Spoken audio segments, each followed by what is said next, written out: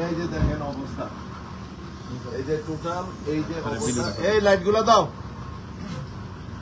এই লাইট ধরো এই যে দেখেন টোটাল এটা এলো কত কেজি আছে এখানে? আমরা ওয়েট করি না এখনো স্যার। Thank you.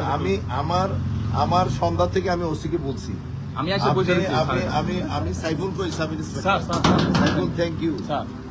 আমি ওসি সাহেবের কোথা থেকে উঠছি, এটা আমার বাগড়া যে আমার একটা গ্রামে একটা হাই স্কুল আছে, হাই স্কুলের কর্নার থেকে ধাবা পুরো উঠে গেছে।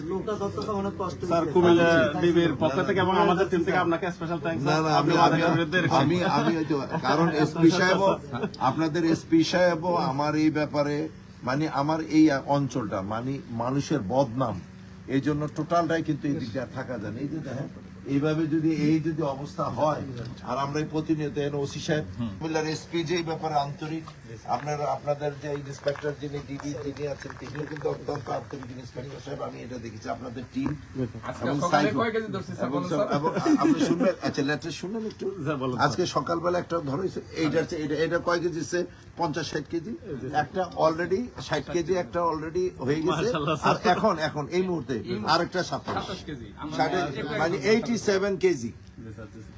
এইটাও কিন্তু আমি ভাই আমাদের এমপি মহোদয় স্যার আমাদের ল্যাব আর জসিমে আমি বলি এটা তো আমাদের কর্নেল সাহেবের জসিম হচ্ছে আমার খুবই ক্লোজ, এবং আমাকে ওর তো হচ্ছে রামাদান, এবং জিজ্ঞেস করে দিন খালি জসিম, আমার তো মিতা, আমরা রেগুলার পাশাপাশি একসাথে আমরা বসি।